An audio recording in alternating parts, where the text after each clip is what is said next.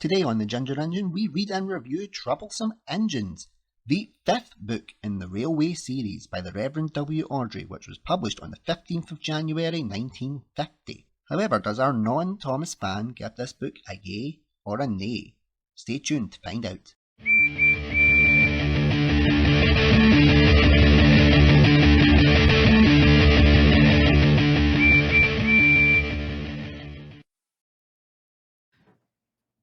Welcome aboard the Ginger Engine. Before we depart, we need to check your tickets. How do we do that? By hitting that subscribe button and ring the bell to be notified about our latest videos. We'll always be sure to make the trains running on schedule.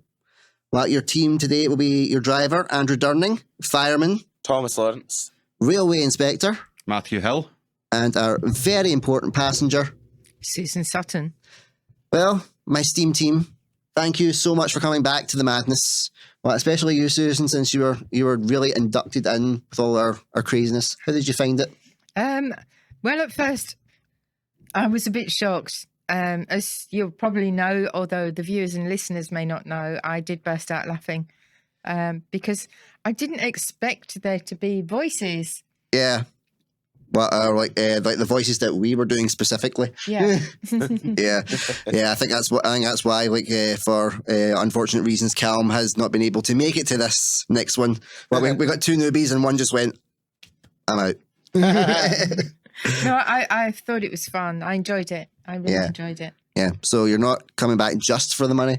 No. It's a bonus. It is a bonus, yeah, because I have to travel so far to get here. Yeah, I know that feeling, like having to travel so far to pick up Thomas.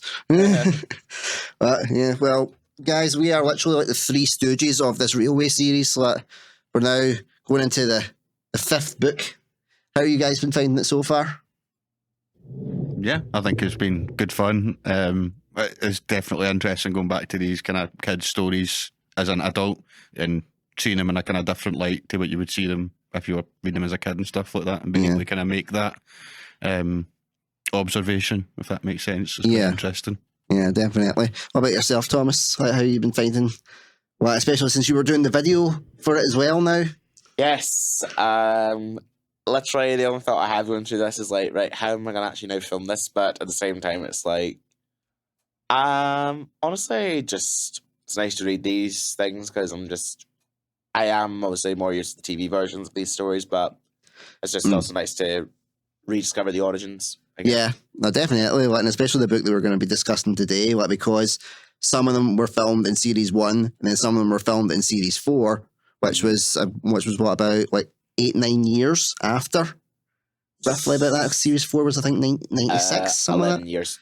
Right, so 11 years afterwards, and we're like, oh, I didn't realise that was actually in the book from all that time ago. Well, that's just the wee nerdy bits that will enlighten you on later on.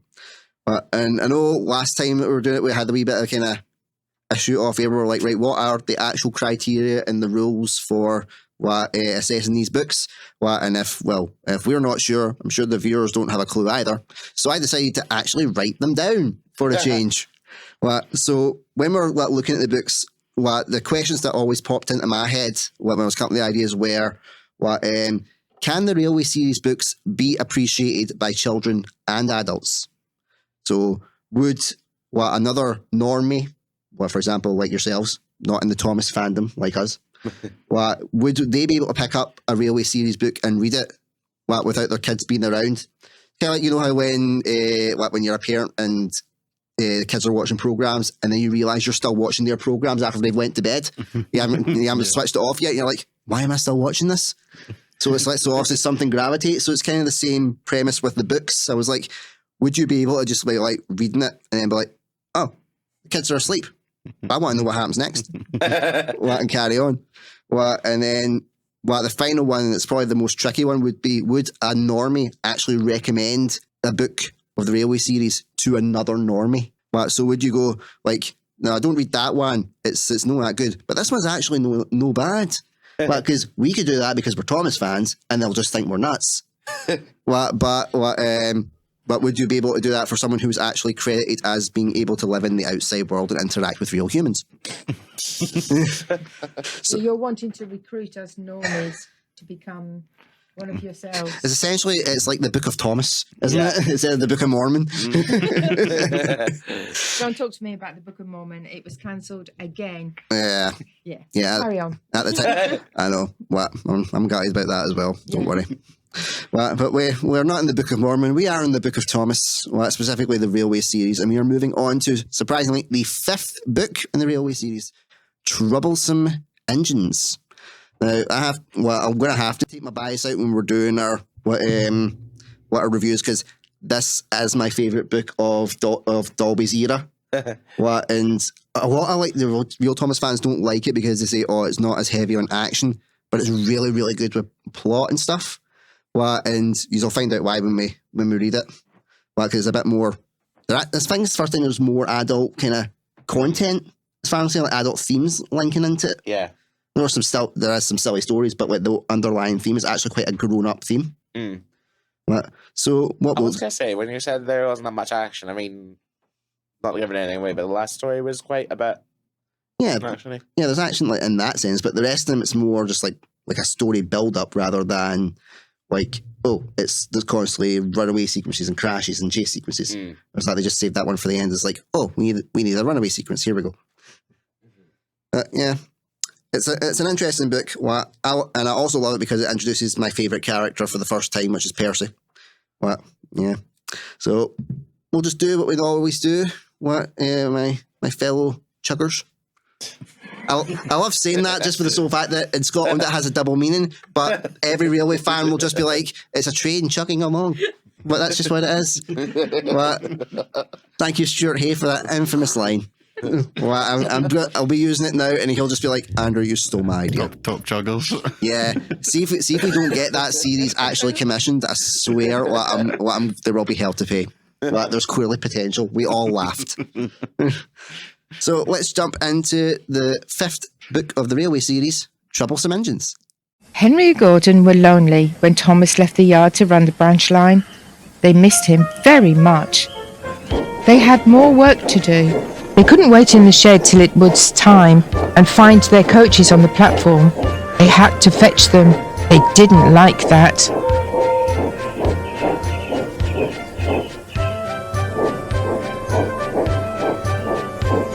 Edward sometimes did odd jobs, and so did James.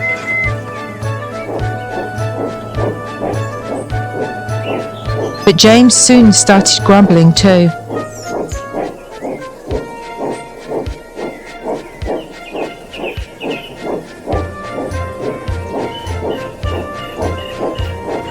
The Fat Controller kindly gave Henry and Gordon new coats of paint. Henry chose green, but they still grumbled dreadfully. We get no rest, we get no rest. They complained as they clanked about the yard. But the coaches only laughed. You're lazy and slack, you're lazy and slack. They answered in their quite rude way. But when a circus came to town, the engines forgot they were tired. They all wanted to shunt the special trucks and coaches. They were dreadfully jealous of James when the Fat Controller told him to pull the train when the circus went away. However, they soon forgot about the animals as they had plenty of work to do.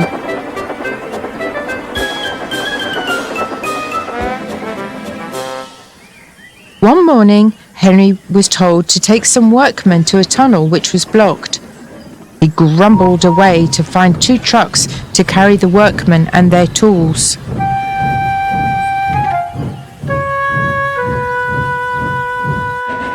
Pushing trucks. He muttered in a sulky sort of way.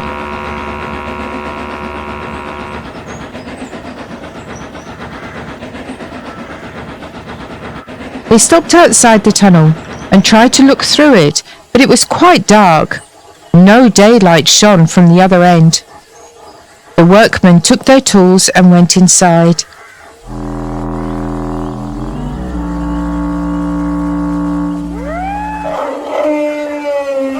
Suddenly, with a shout, they all ran out, looking frightened. We went to the block and started to dig. But it grunted and moved. They said. Rubbish. Said the foreman. It's not rubbish. It's big and alive. We're not going in there again. Right. Said the foreman. I'll ride in the truck, and Henry shall push it out. Whoosh! Said Henry unhappily. He hated tunnels. He had been shut up in one once. But this was worse. Something big and alive was inside. Beep, beep, beep, beep.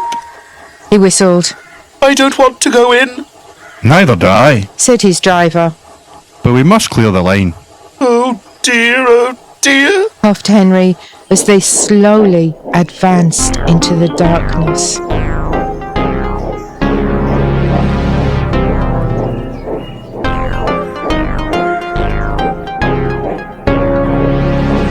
Bump! Henry's driver shut off steam at once. Help! Help! We're going back! Wailed Henry. And slowly moving out into the daylight came first Henry, then the trucks, and last of all, pushing hard and rather cross, came a large elephant, Well, I never did. said the foreman. It's an elephant from the circus. Henry's driver put on his brakes, and a man ran to telephone for the keeper. The elephant stopped pushing and came towards them. They gave him some sandwiches and cake, so he forgot he was cross and remembered he was hungry. He drank 3 buckets of water without stopping and was just going to drink another when Henry let off steam. The elephant jumped and he squirted the water over Henry by mistake. Poor Henry! When the keeper came, the workmen rode home happily in the trucks, laughing at their adventure. But Henry was very cross. An elephant pushed me! An elephant whooshed me! He hissed.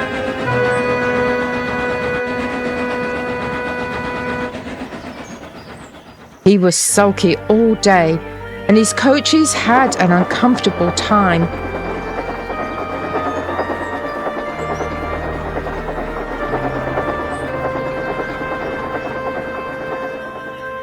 In the shed, he told Gordon and James about the elephant, and I'm sorry to say that instead of laughing and telling him not to be silly, he looked sad and said, You poor engine. You've been badly treated.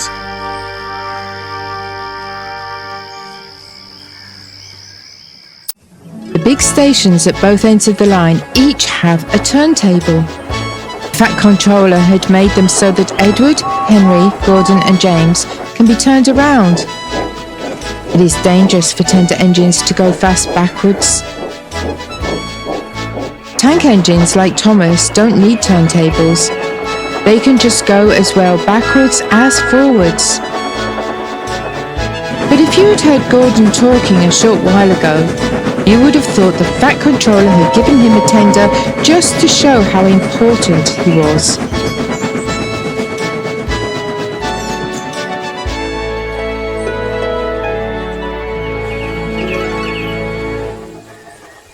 You don't understand, little Thomas. Said Gordon. We tender engines have a position to keep up.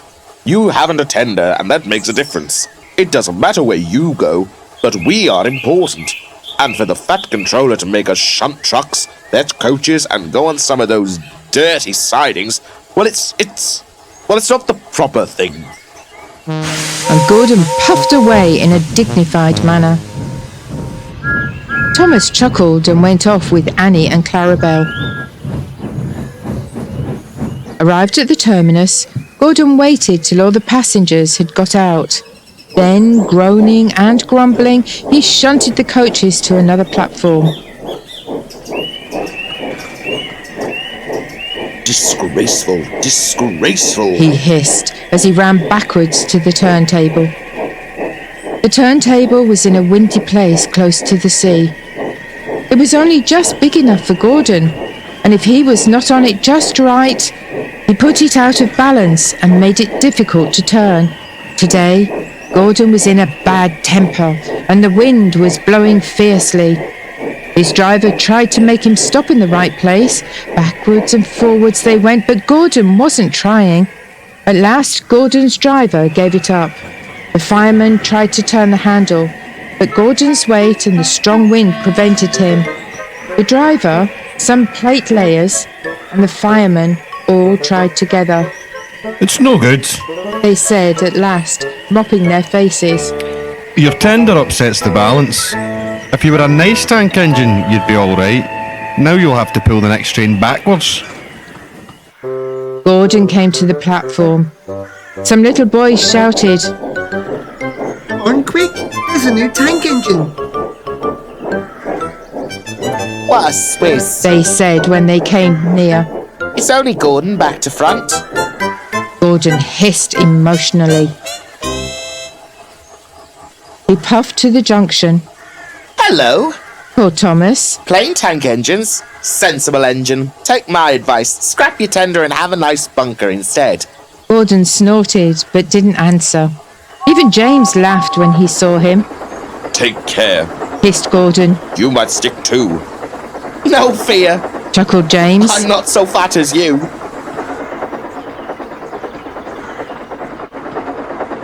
I mustn't stick. Thought James anxiously as he ran to the turntable later. He stopped on just the right place to balance the table. It could now swing easily. His fireman turned the handle. James turned, much too easily. The wind puffed him round like a top. He couldn't stop.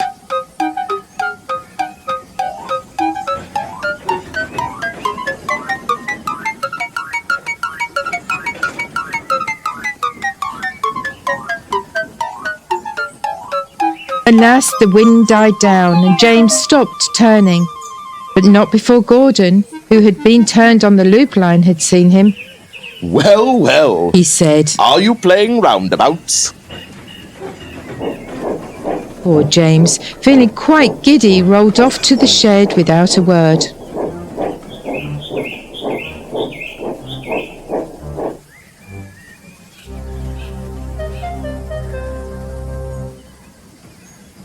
That night, the three engines had an indignation meeting.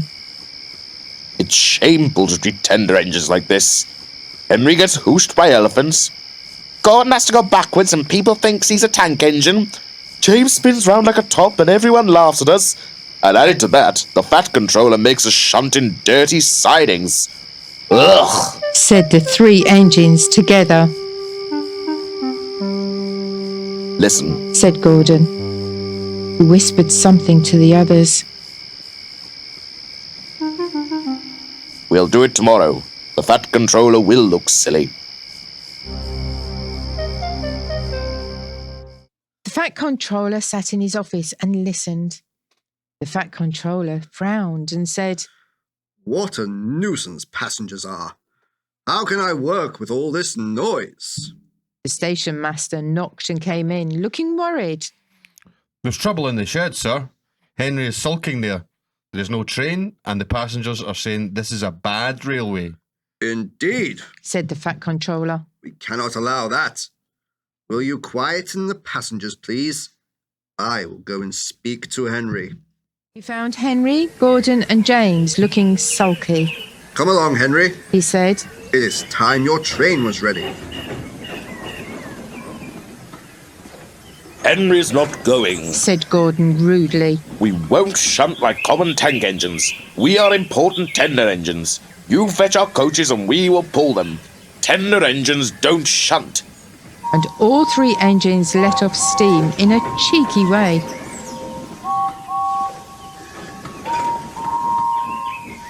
Oh, indeed. Said the Fat Controller severely. We'll see about that. Engines on my railway do as they are told. He hurried away, climbed into his car and drove to find Edward. The yard has never been the same since Thomas left. He thought sadly. Edward was shunting. Leave those trucks, please, Edward. I want you to push coaches for me in the yard. Thank you, sir. That will be a nice change. That's a good engine. Said the Fat Controller kindly. Off you go, then. So Edward found coaches for the 3 engines, and that day the trains ran as usual.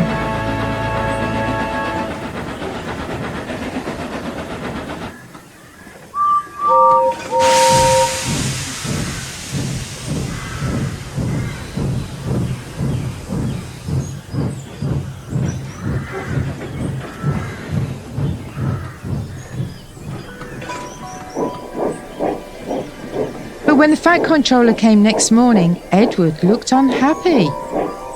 Gordon came clanking past, hissing rudely.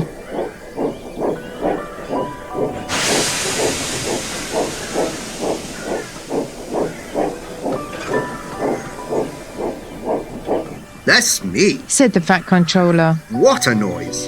They all hiss me, sir. answered Edward sadly. They say tender engines don't shunt, and last night they said I had black wheels. I haven't, have I, sir? Oh, Edward, you have nice blue ones, and I'm proud of you. Tender engines do shunt. But all the same, you'd be happier in your own yard. We need a tank engine here. He went to an engine workshop and they showed him all sorts of tank engines. There were big ones and little ones. Some looked happy and some looked sad. And some looked at him anxiously, hoping he would choose them. At last he saw a smart little green engine with 4 wheels. That's the one. He thought. If I choose you, will you work hard? Oh, sir. Yes, sir. That's a good engine. I'll call you Percy. Yes, sir. Thank you, sir, said Percy happily. So he brought Percy and drove him back to the yard. Edward, He called. here's Percy. Will you show him everything? Percy soon learned what he had to do, and they had a happy afternoon.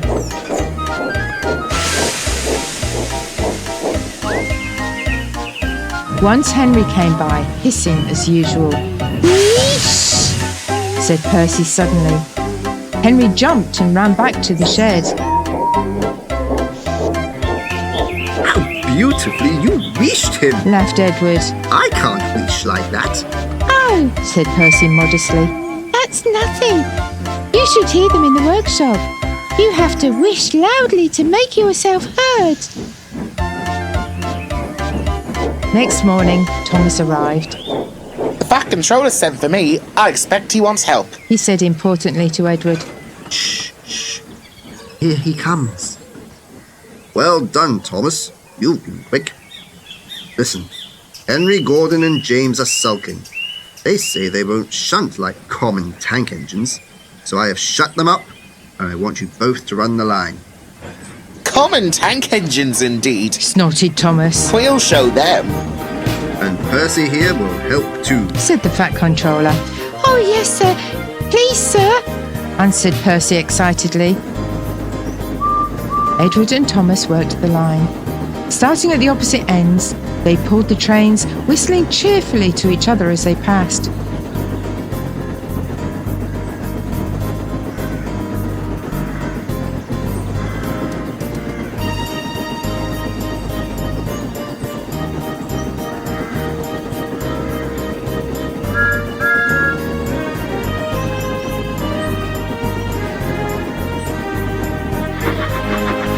Percy sometimes puffed along the branch line. Thomas was anxious, but both driver and guard promised to take care of Annie and Clarabelle.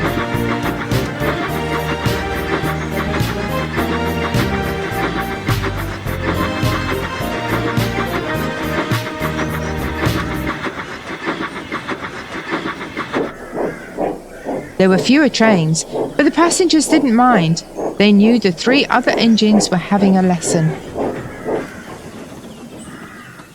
Henry, Gordon, and James stayed shut in the shed and were cold, lonely, and miserable. They wished now they hadn't been so silly.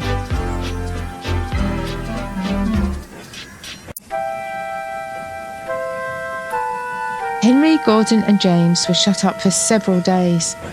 At last, the Fat Controller opened the shed.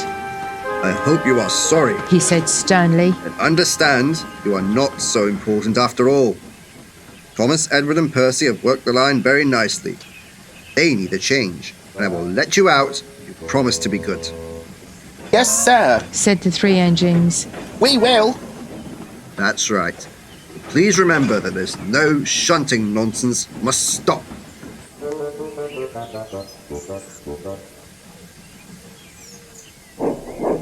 He told Edward, Thomas, and Percy that they could go and play on the branch line for a few days. They ran off happily and found Annie and Clarabelle at the junction. The 2 coaches were so pleased to see Thomas again, and he took them for a run at once. Edward and Percy played with the trucks. Stop, stop, stop! Screamed the trucks as they were pushed into their proper sidings, but the 2 engines laughed and went on shunting until the trucks were tidily around.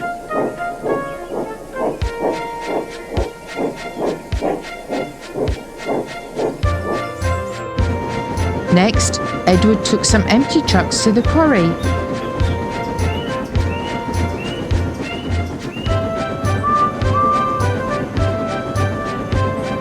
And Percy was left alone. Percy didn't mind that a bit. He liked watching the trains being cheeky to the engines. "Hurry, hurry, hurry," he would call to them. Gordon and James got very cross. After a while, he took some trucks over to the main line to another siding.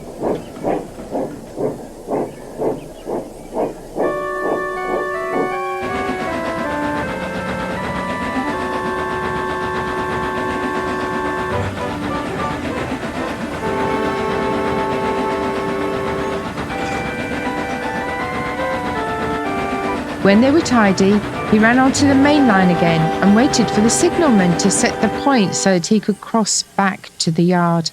Edward had warned Percy, Careful on the main line. Whistle to the signalman you are there.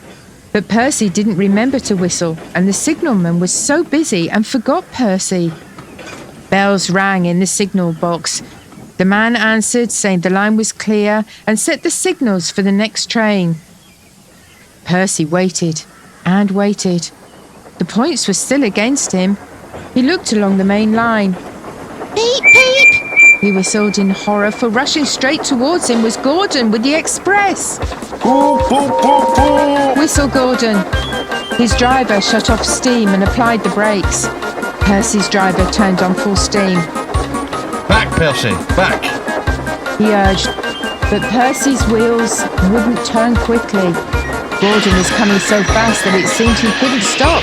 With eyes shut, Percy waited for the crash. His driver and fireman jumped out. Oh! Groaned Gordon. Get out of my way! Percy opened his eyes. Gordon had stopped with Percy's buffers a few inches from his own, but Percy had begun to move. I won't stay here. I'll run away, he puffed. He was soon clear of the station and running as fast as he could. He went through Edgewood Station whistling loudly and was so frightened that he ran right up Gordon's Hill without stopping.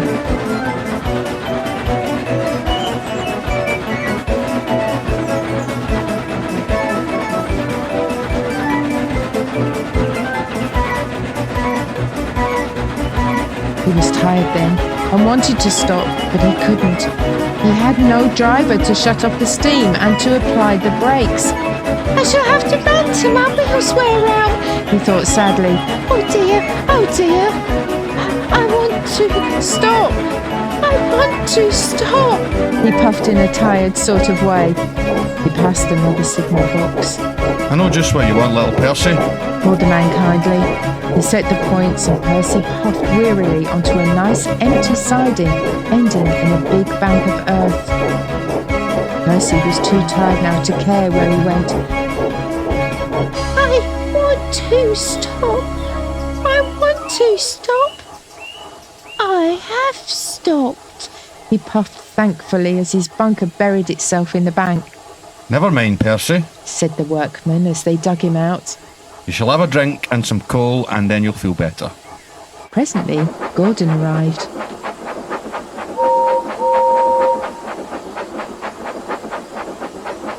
Well done, Percy. You started so quickly that you stopped a nasty accident.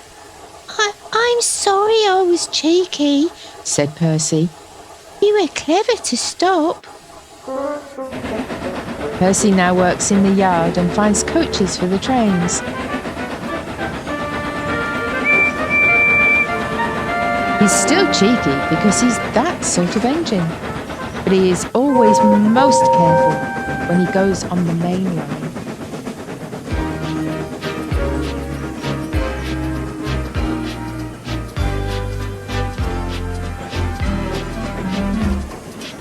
So that was the 5th book of the Railway series, Troublesome Engines.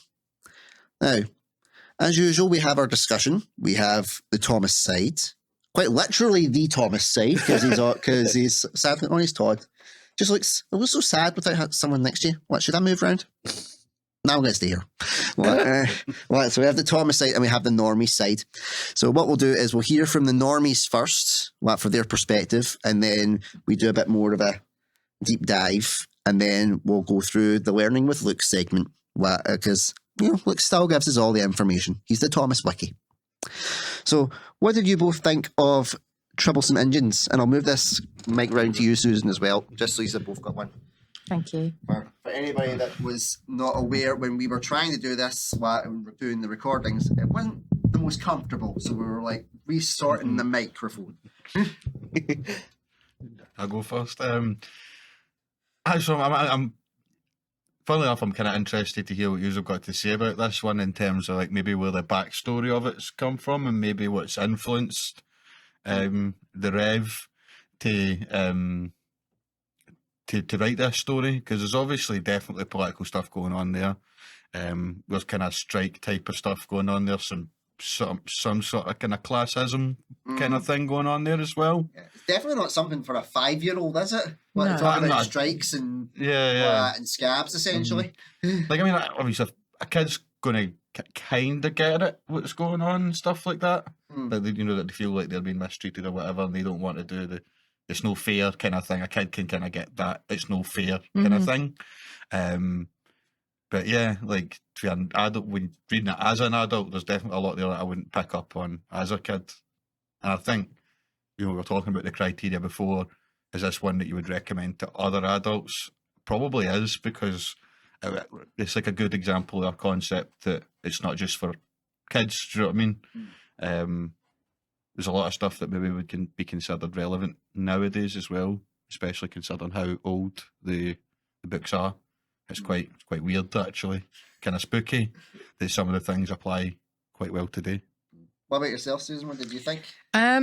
Actually, I quite agree with Matthew. I'm not really into politics, and no, a 5-year-old wouldn't get that as a political thing, but they would take a lot from it. But I actually wanted the story to go on a bit longer because I wanted to know more. Well, that's like a bit of the kind of what we get the whole thing of, what tender engines have this like god complex over the tank engines kind of stuff. What we've all kind of, and it's like that, like you say, with everybody. It's like in the political system, people think they're better than other people and all that kind of thing. But I think it was how I knew that I was a really weird kid, because everybody loved the stories where it was like there was the chase sequences and the crashes and all the action-y kind of stuff. Whereas this is my favourite book, because I love the story. I love how it builds quite gradually. You're hearing that they're getting frustrated. They feel like they're being mistreated. Series of events that happen to each of them. And what they decide, nah, screw this, we're going on strike. And then you see it from their side saying, well, we've still got a business and we've got a railway to run. So let's get the other guys in to do the work. If you ain't going to do it, we'll just shut you up like in the tunnel. With Henry, we'll just leave you to rot until you learn your lesson. And it's quite, you're like, whoa. You realise that the power the fat man has over these engines. When they're like, yeah, you can't do anything about it. Cool, we'll just get someone else that can. So we'll jump to Thomas, what is sitting on his own? Like for our side, what did you like this book when you were younger? How much did you kind of, pardon the pun, read into it? Well, literally, I got the books when they released like the 60th anniversary edition, which is one we actually use today. Yep. But yeah, when I was reading that, I actually was not expecting Henry and the Elephant to be the first book in this, because I was a bit like, but this ain't until season 4, so why is this in this book now? But then obviously years later when I read, oh no, this was like should have been in season 1, because it's like because of the continuity to Tenders and Turntables, but then because of probably budgeting, I was given 84. They were like, "No, let's just start with Tenders and Turntables." You know, that, and they maybe thought that it was like maybe too boring a story for that point. Maybe they were like, right, let's condense it down. Mm-hmm. We'll have to make it more digestible for the kids. Yeah. Because, I mean, I was the same as you. I got these books after I'd seen the TV series, and I was a bit kind of, whoa, Henry and the Elephant is meant to be in this one. Yeah. But when they done it in season 4, it's still the way they done it made sense that it was out of continuity. Mm-hmm. Well, at least to me, anyway. I was like, I get it. But I still would have loved to have seen what that would have been filmed like in a Series 1 1984 style. I think I can kind of see the point though, where like, you're saying now they cut it because it might have been not perfect for that time, because like they were trying to do an episode for a brand new series when it wasn't as popular as it is now. So I think they had like a very strict budget that what they had could use for the show. So they were like, right, let's try and do smaller stories, and then if the series works, we can then branch it a bit more. Yeah, expand on that. But I think honestly, I think this book, I actually forgot how political this story can get. These stories can get, to be honest. But Pressure Runs Rail has been my favourite of this book, to be honest, because it's like it's fun, and it's like the first decent runaway episode of the whole sort of franchise as well. So it's like, that's just the stories that appeal to me, to be honest. Yeah. Well, and Percy was always my favourite character, which is weird because like I've always went on record how Thomas was a dick. And how I didn't like him because he was a bit of a prick. But Percy's also a prick. Yeah. It seems to me like he's like a slightly more relatable prick than Thomas is. It's like, he's essentially he's just fresh out the gate. So you're like, he's still got a lot to learn, but Thomas has been around, like he was like in the continuity, he's like the second engine on Solar or something, so he should know better, but so he's deliberately being an arsehole. Whereas like Percy doesn't have a moral compass to be an arsehole just yet.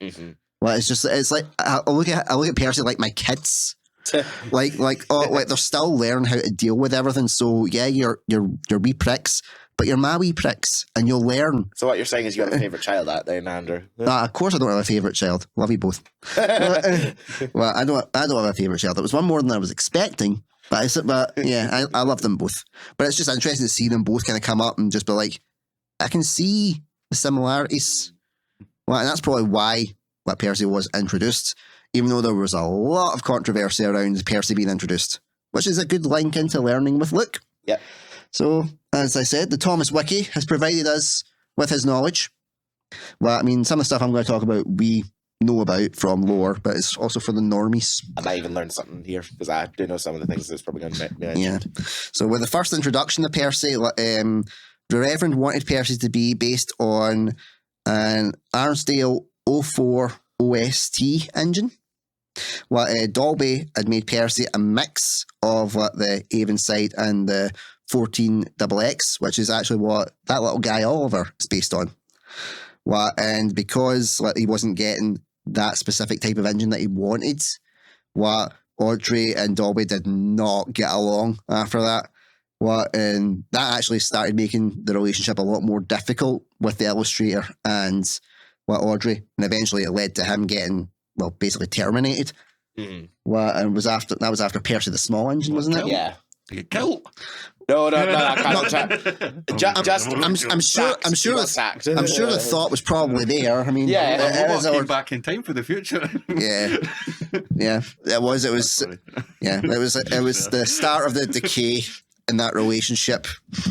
But it would have been quite interesting. She was terminated. It just sounds like as if we get put down or something. I'm pretty sure that if he wasn't like a reverend, he might have had that inkling. He was starting to have the sway by that point. And James's incident with the turntable was actually inspired by an event from a railway station in Garside Head in Cumbria in the year 1900. There we go. Well, and again, Henry and the Elephant was also based in a real event, which I thought was unusual because I'm like, how could you not tell that there was an elephant in a tunnel? Well, and somebody going, dark. yeah, they're dark, but your eyes adjust. Well, eventually, but it was actually based on an event in India where a wild elephant did block a tunnel. Well, I don't know if that makes a bit more sense, yeah, doesn't it? Yeah, I don't know if the elephant literally pushed the train out or had the hose squirting thing. But I'm sure we'll find that out another day. Well, and your favourite one, Percy Runs Away, was based on an event that occurred at Howes Junction on Christmas Eve in 1900s. So imagine that with snow. That could have been a really bad accident right there. Well, and then the infamous one, the political one, the Trouble in the Shed, where Gordon, James, and Henry tell Edward that he has black wheels. Well, it's actually a play on words of the slang term blackleg, which was slang for someone who worked during a strike. And I am so glad that that's what it actually was, because the first time that I heard black wheels, and knowing what we know about what happened in Henry's book, where a certain N-word was used in it, I was so worried that was also going to be like another racially charged saying. So I was so glad that it was like based on someone who worked during a strike rather than, that type of way. Because in the next book, a certain word was used to describe in the original text, it said black as, so much so that it had to be republished in 1972 with the word taken out. But that was originally in 1950 or something. That book was 1953 was Henry the Green Engine. Yeah. So over 20 years before they finally removed that certain word from print. But the Reverend's argument for that was it was allowed because it was that time, and it was it was a phrase used at the time. And they're like, but it's not that time anymore. So this is why when we say that there is more adult things in these type of books, I remember I actually told a boss in my work about that, and she was like, "And Thomas." It's like, really? What? It's just like, please tell me that didn't make it to air. And I was like, no, by that point it was the 1980s. There was no way it was making it to air. If they'd said that on air, I think the show would have been cancelled after that episode. There is no way it would have made a second season. Definitely not. Because we know the episode that was used in. Yes. And you guys will find out whenever someone gives me more money to make these episodes. So what do you think of some of the facts from that? Kind of, obviously, the political thing was what I was touching on when I was giving my kind of feedback on it. Interesting what you're talking about there, because I think it really highlights what a different time these books were written in. Ethics and morals were just completely different. And then going back to my earlier point, though, there is still some stuff that carries over to today. So it's kind of interesting. As I said, I'd still be interested to know if there was a particular event that kind of inspired that the Trouble in the Shed book. Was there something going on politically something in the news or something like that? Maybe it did have something to do with the nationalisation that was going on at the time, because that was only 2 books before that. Yeah, but maybe it was something to do like a metaphor based on any strikes that were happening during that point. Do you know if there were any strikes at that point, Thomas? I don't think any major ones, but I think it might have just been just like general ones because of it still being like 5 years after the war and whatnot. Yeah, that's true. But what year was it? 1950 was Troublesome Engines. 1950. Yeah, so they were in the midst of the Great Depression at that point. Was it been Great Depression? Great Depression was the 30s. Yeah, it was before the Second World War. It was after the First World War. Yeah. This is why I need actually smart people to guide me. But it's something that I'll walk away from tonight. I'll have a look on Google. Do you know what I mean? And I'll what was happening in 1950 that kind of made him think about that.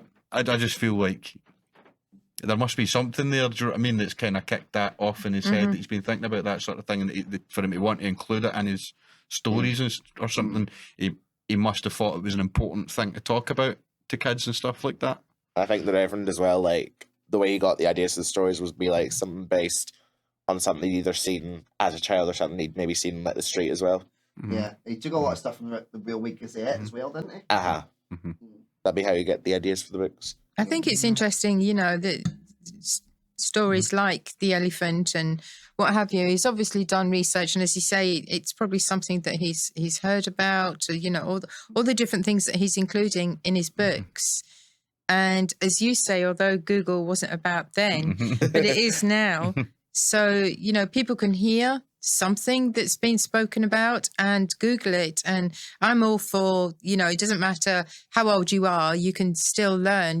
Life is a learning curve. And yeah, something like that would make me want to look. What was going on in 1950 that he wrote about this? What was the nationalisation? Why were people striking?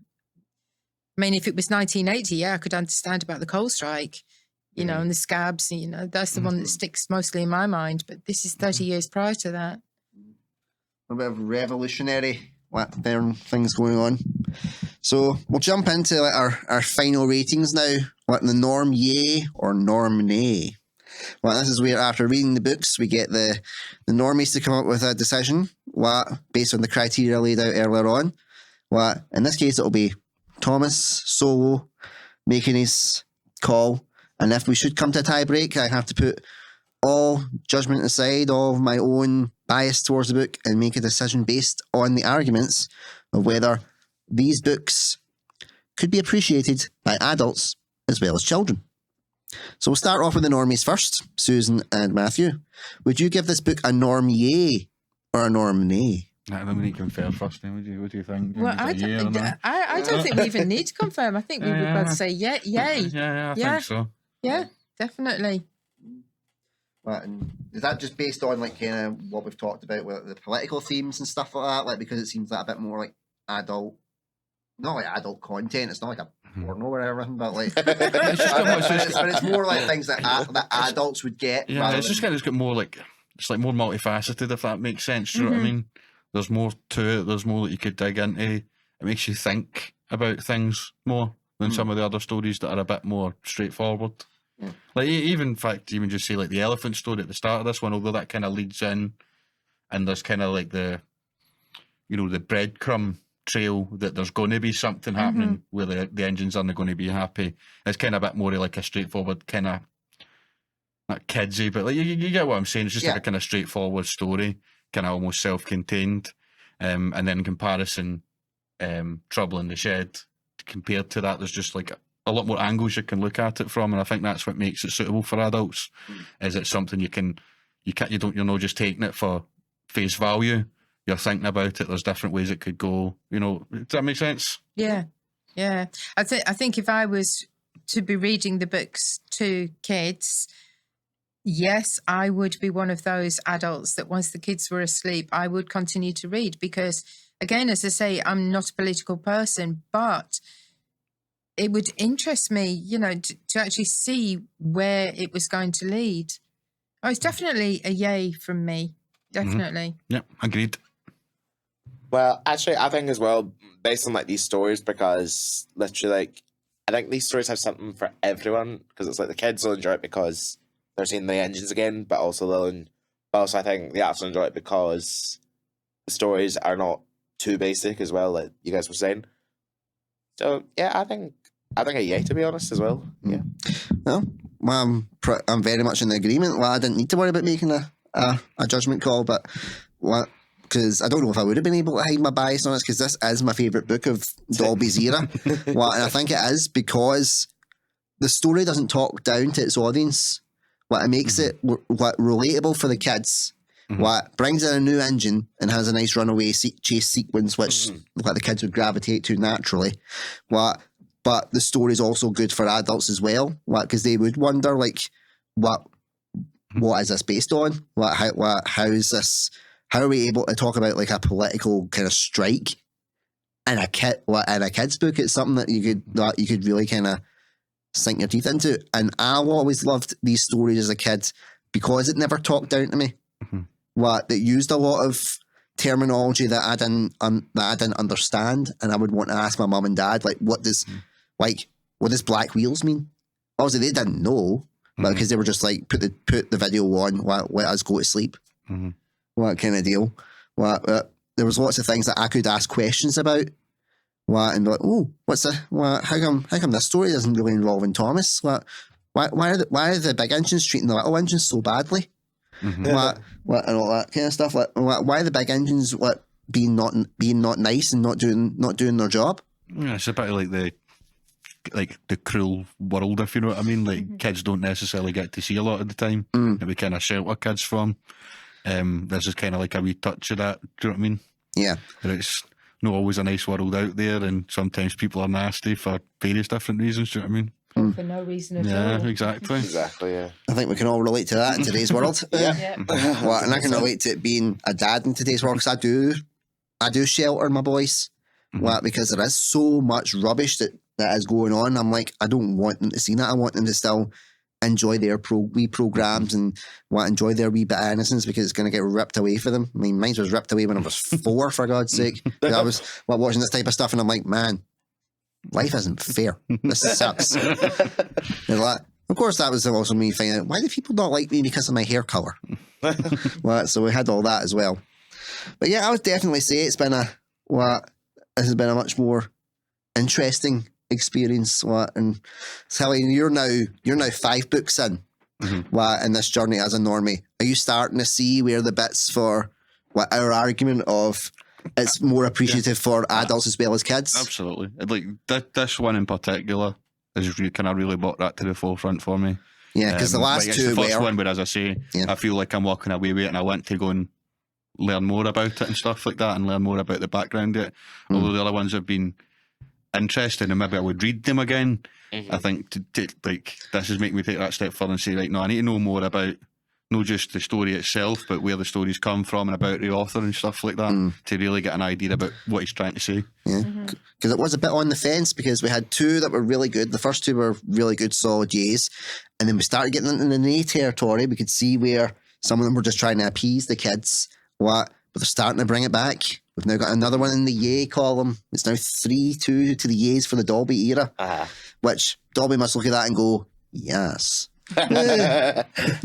Well, Susan, we're now 2 books in for you. If there was a chance for coming back to do another book, would you want to come back and find out more? Yeah, I think I would, definitely. Last time I wasn't too sure, but that was my introduction into the books. Our madness. Your madness too, yeah. But it was definitely far more interesting.